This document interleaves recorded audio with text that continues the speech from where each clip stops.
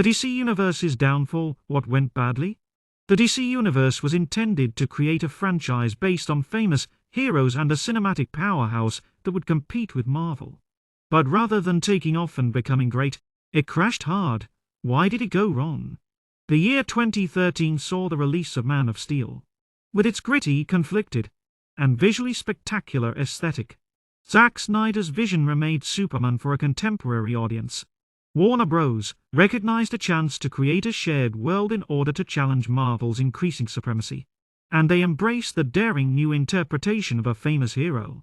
Then came the 2016 film Batman v Superman: Dawn of Justice. There was a lot of hype. The world was going to see Batman and Superman battle for the first time on a large screen. Supporters anticipated a titanic battle and the start of a networked cosmos. However, opinions were divided when the film eventually opened in theaters. While some questioned its somber tone, complicated plot, and hasty setup for next movies, others applauded its ambitious scale and deeper themes. Warner Bros. Were alarmed, rather than improving their strategy. They went all out, quickly eliminating Suicide Squad, Wonder Woman, and Justice League. Accelerating a cinematic universe was the obvious objective.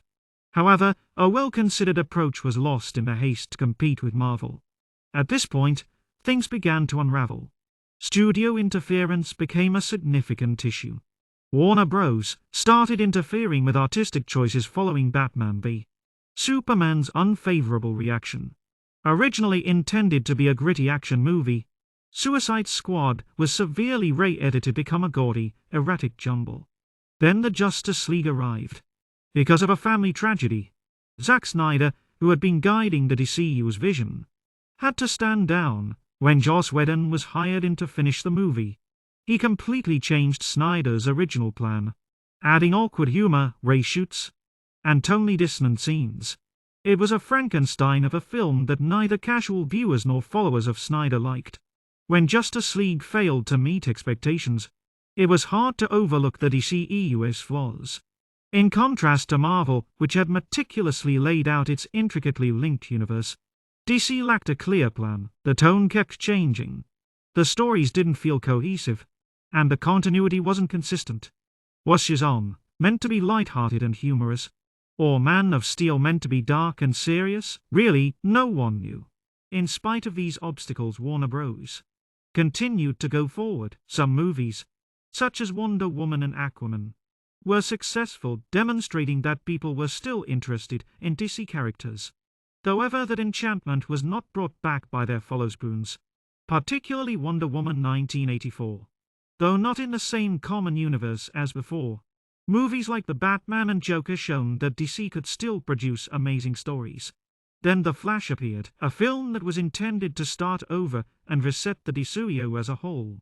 Rather, it turned into one of the franchise's most contentious movies. Behind-the-scenes problems, poor marketing, and production delays all played a part in its demise. Rather than solving the issues, it made things more confusing. Warner Bros. Realized that a significant modification was required at this point. Peter Safran and James Gunn enter. What do? To completely relaunch the DC universe under a brand new strategy known as Gods and Monsters. This required starting over with films like Superman Legacy, recasting characters, and dumping outdated plots. What will happen to the DC universe next?